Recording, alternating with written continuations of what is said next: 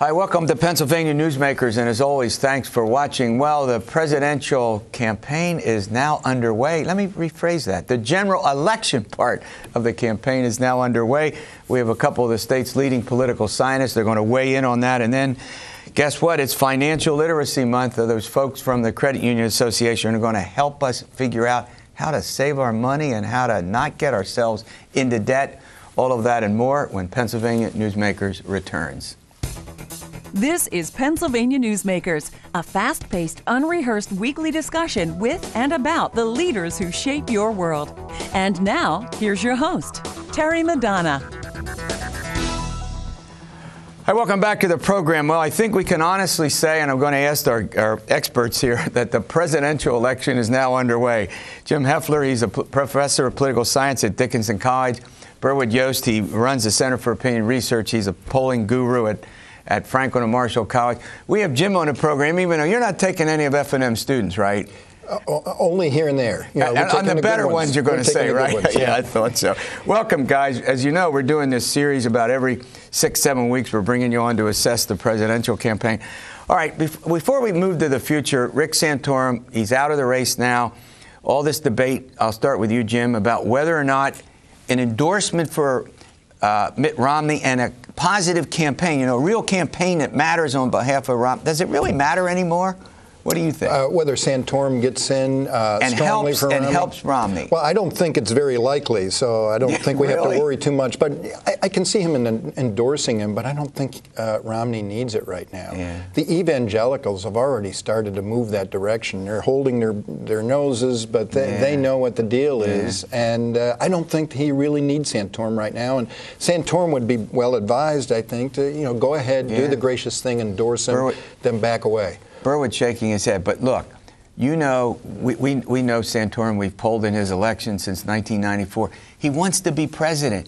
Can he just sit this out? Will not Republicans be a little upset, if he doesn't? As Jim points out, Jim's probably right. Look, he made a smart decision to get out of the primary in Pennsylvania because the trajectory of the polls were such that he was going to lose this state, and that would have really sank any future aspirations he had. So I don't think it makes much difference, as Jim says, if he endorses them or not. But I think he needs to endorse him to gain favor with party leaders and to prepare himself to run again in 4 or 8 years. Yeah, see, that's my point. If he wants to run, he can't just walk away from the party when they're going to say, well, what did you do to help the ticket? I mean, you're right, Jim. I think ultimately the social conservatives will come around. They have no choice. They won't vote for the president. How enthusiastic they are is another matter. Yeah. And Berwood shaking his head. Go ahead, pick up on that. That's really one of the concerns, I think, that Mitt Romney has to have going forward. We see some polling data that the Tea Party itself is less popular and less motivated. And if evangelicals or strong conservatives are not motivated to get out and work for Romney or to really turn out and vote for him, that's a problem for his campaign. And I think as we talk about the fall, that's one of the things that we really have to look at, that motivation among those groups of voters. All right, Jim, let's move ahead now. The general election is underway. There isn't any doubt about that. Actually, Romney for some time has been focusing on the president. Doing these forays, to a lot of them, the battleground states, see what he can do there. Give us your takeaway as this campaign begins, sort of what each candidate do you think has to do, writ large? What are the messages? What's Barack Obama say? Well, let's go to Romney first. Okay. I think Romney has to be very, very careful about how he portrays himself. It's not so much the positions or the messages, but he's got to be very much on guard with regard to the kind of cavalier gaffes that have come up. That's going to hurt him with the vast majority of voters in the middle who are just not going to start paying attention until September or October. So I would caution him to just be very, very careful. Obama has to ride the high ground, not get down into the weeds on these social issues with them, with Romney and the Republicans, and continue to play the more or less Rose Garden strategy of I'm the president, I'm the leader of the free world, and I am at the tiller now as we begin to turn the corner on the economy. Berwood, you know, because you look at this, the president's favorables, that's the popularity index, you know, people like him or not, very, very strong.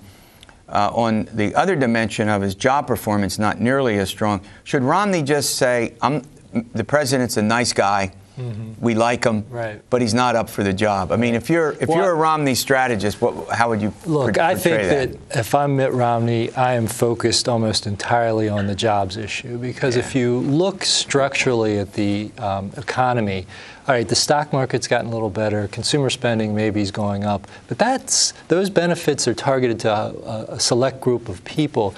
If you look at median incomes in this country, or you look at the crash, look at the crash in home equity prices where most Americans have their wealth. I think the average is $122,000 decline in home equity. And gasoline prices. And gasoline. So you've got a lot of voters who are really concerned about the economy, and if I was Mitt Romney, that's all I talk about. Mitt Romney's, that's what I would talk about. All right, we're going to run to a break. We're going to continue our discussion. We're kind of setting the framework for the future discussions we're going to have in this program. Same discussions that they're having all over America about the next president of the United States. We'll be back in a moment. This broadcast of Pennsylvania Newsmakers is presented by the Pennsylvania Chamber of Business and Industry, the statewide voice of business, and by the Pennsylvania Cyber Charter School, bringing educational innovation and freedom to the children of Pennsylvania.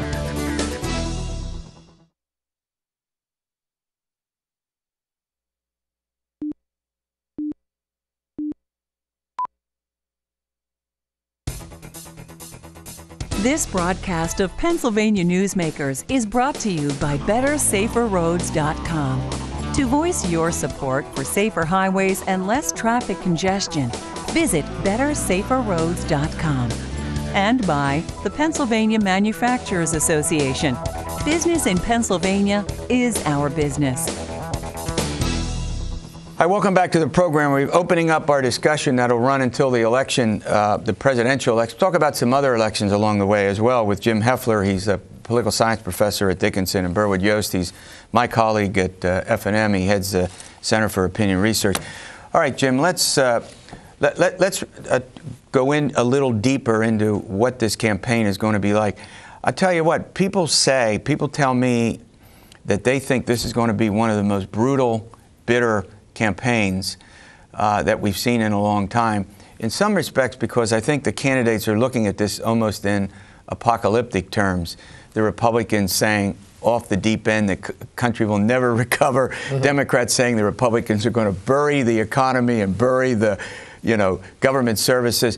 How important, you're a political scientist, you've looked at this, is this truly a transcendent election, or how would you view this? Well, they all are anymore, I think. But I think you're right. But I don't know that it's going to be Obama and Romney who bring all the vitriol to the table. There's going to be a huge amount of independent expenditure. It's already started. We've seen a lot of it in the primary. And I think you're going to see some of this really, really hard-hitting negative advertising, especially on the Republican side against Obama. Some of the stuff coming back, and that's what's going to make it's not going to be the candidates. It's going to be these independent expenditures. You're shaking your head. They've got to take the high ground here, don't they? Well, they do, but I think both candidates are going to have massive amounts of money to spend. I don't think either of them are going to take public financing, so they're going to be able to raise as much as they need. So we're all going to be inundated with these messages, and then these outside groups running their own campaigns are just going to contribute and I think raise, or maybe I should say lower, the tenor of the campaign. Yeah, well, Berwood and Jim, Obama says that he's going to raise $1 billion. I just thought I read an account where Romney said he's going to try to get to about $700 million. I mean, now we're talking about, as Ev Dirksen used to say, what real money. Now we're talking about real money. All right, I want to switch gears here. Our state, Pennsylvania. You've done all these. I know you got these electoral vote counts right in your head. Yeah. Are we in it or not? Come on. Are we going to be one of the most visited states as we were? Well, a lot of TV money as happened in 2008. What's your assessment of that? I think that Pennsylvania is going to be in it partly because, as we were talking about earlier, it's such a big cache. Yeah. It's 20 votes, and it may not be as competitive as some of the western states, but you can't afford to pass Pennsylvania by. So yeah. I think it's going to be in the top 3 or 4 most competitive states. Partly because of the economy. Things have started to turn around here. We are a little better than the national average. But one of the things that Romney has to worry about, I think, in all of these battleground states is that gender gap that's starting to grow, right. where he's not doing as well among right. women as men. And that's where those social issues come in, right. and that persona. How is he going to be perceived by right. women of Pennsylvania, not just Pennsylvania voters in general? Yeah. Yeah. Maybe Ann Romney, but go ahead. Well, Berwood, look, no, let me frame it another way and pick up on what Jim said. Because you've done a lot of polling on this, Philly suburbs up in the Lehigh Valley, a lot of the women, independent, college educated, right. particularly single women. Jim makes a good point. If you don't do well in the eastern part of the state, you can't possibly win our state, can you? Well, that's for sure. You can't. But Pennsylvania, I think, continues to be a battleground state right. because we have a lot of white working class voters. Another aspect, right? It's another aspect of it. And yes, the state is a little better off than the rest of the country, but we have all those white working class voters. We have a conservative, we'll vote for Republicans in this state. So I think for that reason, it's a battleground. Again, though, I think this gender gap is an issue. I think it gets back to Romney's ability to connect, though, with voters of all kind. I mean, I think part of the gender gap issue is about the role of government, where women tend to believe that government right. has a slightly different role than men might suggest, and they're more supportive of government interference or intervention in certain aspects of their lives, and so that's another part of this. And Romney has to be careful about being able to connect, with both working class voters and with women. Yeah, let's talk about one other aspect of this, and it's this. I mean, the president is more likable. When he speaks, I still get the sense that I ought to get my note out, start taking notes that he's the constitutional lawyer, mm-hmm. That yeah. he was, right. A professor taking notes. But how important is it that a presidential candidate have this empathy? That's a word that gets used. I mean, Bill Clinton did it, the lip, and they said, oh man, you could go to Clinton, you really felt your pain. Mm-hmm. In a recession, I mean, I still think that in a sense matters, don't you? That people get a sense that the person, and maybe it's not that you can be wealthy. We've elected a lot of wealthy guys mm-hmm. to the presidency who people thought related to them. Sure, yeah. And if you look at the picture of Obama yesterday at I don't remember where he was, blue shirt, right. sleeves rolled up. I mean, I'm a man of the people. A little harder for Romney to do that, but you're going to see a lot of open shirts and a lot of kind of a working sort of mentality from him. I'll tell you the one thing that I can't get. Blue jeans and a white shirt. Yeah. Romney, he's got to get rid of that white shirt. If you're going to wear blue, am I right? I mean, do you wear blue jeans and a white shirt? No. Every day, and sneakers. Yeah, right. Yeah. Well, I don't care about the sneakers. All right, one last question here before I let you guys go. As you know, because you've polled in this, and you and I have chatted about this, the president's numbers in this state that we look at are a little lower than the national average. That reconfirms Jim's basic point that we're going to matter, right? Absolutely. Go ahead. Absolutely. Talk about it. Well, I mean, look, the president's numbers are not overwhelmingly positive in this state. Right. And I think that's another, even though Pennsylvania has now gone for a Democratic candidate for the presidential election since Bill Clinton, I mean, the point is that there are openings and opportunities here. Those opportunities relate to the economy. And that, I mean, that's, if I were Mitt Romney, I'd forget about the white shirts and jeans. I would put on a suit and tie and say, I'm the best manager to fix this jobs problem. All right, great update. All right, when we come back, financial literacy update. We'll teach you how to save some money, not get into debt, and all those good things after these words. This broadcast of Pennsylvania Newsmakers is brought to you by Pennsylvania Credit Union Association. Pennsylvania Credit Unions, where people are worth more than money. To find a credit union that is right for you, check out ibelong.org. And by the Energy Association of Pennsylvania, Pennsylvania's energy information source.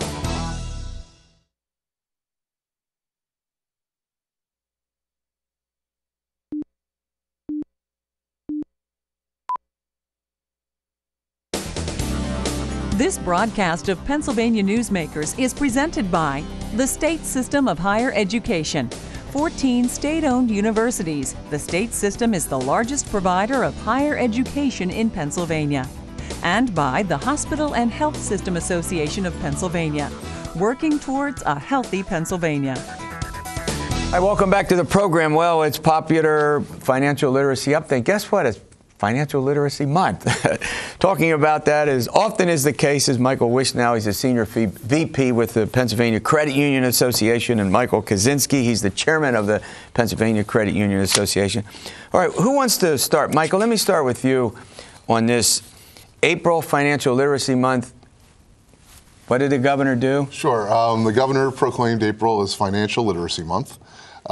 Basically, it is a month-long awareness campaign that financial education is very important in the home, in communities, in workplaces, and in the schools. You don't have to tell us on this program, do you? No. Because it's every month. That's right. It's right. Yes, it is. It's every month on this program where we bring up some, and there are a bunch of other activities going around. It's not just the governor, but you've got a whole variety of organizations and agencies, pick it up, that are also going to do some stuff this month. Sure. Individual credit unions are doing a lot inside their offices, going out to the employer groups that are eligible for the credit union, right, going into schools and out into the community, and just letting everyone know how important financial literacy is. Yeah, you have some private sector companies I noticed here, Junior Achievement, Federal Reserve Bank of Philadelphia. So this is a big deal. This isn't just... Sure. And when, the governor proclaims and the president proclaims April Financial Literacy Month, it's not by accident. You have tax day. You have a lot of things going on in April relative to personal finance, and there are a lot of people doing it. You had to bring that subject of taxes up, didn't you? All right, let's talk about, let's get into some of the details of this. Over the couple years, I'll use the word harped on, because we're continuing to harp on this and make people aware of it, about the need for this. And in some of the surveys that have been done, you get some odd information, like majority of kids in high school, the children think money grows on trees. Where do we get this data? It's amazing. I know I have 5 children of my own, and their hands are always out, and I say that you use that line, and I've had it used on me. But they don't know where it comes from. From all the research, no one is taking the time. Parents, schools, telling kids what the best way is to manage their money and where it comes from and how important it is to save. No, that's a great point. Another point is that, Michael, what do you think about whether when you get to be a high school age, you got high school age kids, we've all had them, guess what? You need a budget. You need a personal budget. pick that theme up. Absolutely. And as a cohort, teenagers are spending billions of dollars in our economy, and they don't stop and think, and many adults don't stop and think, right, Mike? Not at all. Where I spend my money is how I prioritize my life. Yeah. That's one of the things, the other thing that we've emphasized on this program is sort of money management. Most of us, I think, learned that from in our homes, but more and more, you all have been encouraging in certain courses in school that money management, financial management be picked up in whatever appropriate class there might be in high school, correct? Correct. We have seen across the state, credit unions have gone into over 200 schools, have met with 120-some-odd thousand students from kindergarten through 12th grade, right, and even into college, and talking to them at the level that they're at to help them understand when you're a little kid, saving a couple dollars here absolutely will allow you to buy the bike, yep, and college to be able to get a credit card. All right, when we come back, I want to get into this college business and what college students need to do. We'll talk about that after this break. This broadcast of Pennsylvania Newsmakers is presented by Highmark Blue Shield, changing the way health plans work for business with a variety of plan options for employers and more choices for employees. Information is available at highmark.com. Have a greater hand in your company's health. And by the Pennsylvania Healthcare Association, the future of long-term care.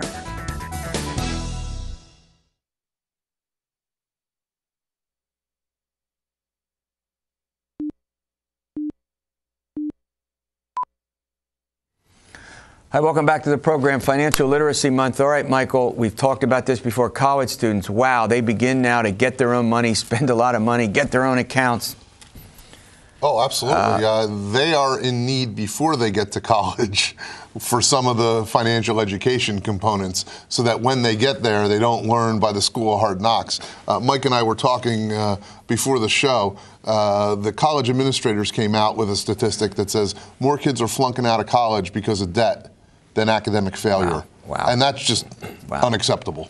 All right, now let's segue to adults. What is it that adults need to know that, financial institutions help them know and understand about all of this financial literacy stuff? Okay. Amazingly enough, they really need to know all the basics, but we give them a little bit of that. But what they're coming to us for at that point in their life is retirement planning.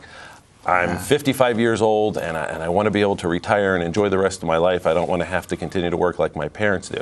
So we spend a lot of time at the credit union doing individual counseling and going out and doing large group discussions at employers. Employers are having us in because the HR department knows the benefit, but they don't know how to get the employee to that retirement place. So we spend a great deal of time helping out on that front. Mm-hmm. Now, is that an expanding role? I mean, over the years, we didn't talk so much about that. I mean, not that financial institutions weren't doing it, but it seems now Social Security, it's not a lot to live on. Am I right? Well, yeah, I think, A, people are living longer. Well, okay. And B, there's an expectation the younger you get that Social Security may or may not be there for you. Correct. Do you agree with that, Mike? Yes, I do. Yeah. And I think on those two presumptions, credit unions are jumping in, right? We are. We're jumping in, looking at all of the retirement options that are available, and then looking at planning for the future from long-term care insurance. It's not just about the finances, but how to protect your finances for yourself and your family with long-term care insurance. Yeah, and particularly because if schools, I mean, you're working hard to get it done, but if schools aren't doing it, then somebody has to pick up the slack, right? Right. And a lot of people don't have personal financial investment help, right? They just don't have a personal financial advisor, so they have to turn to other institutions for that. Yeah, and a credit union is a terrific institution to turn to because credit unions will have typically either the whole range of investments or some sort of a relationship with somebody who will help you invest, right, Mike? Right. Yeah.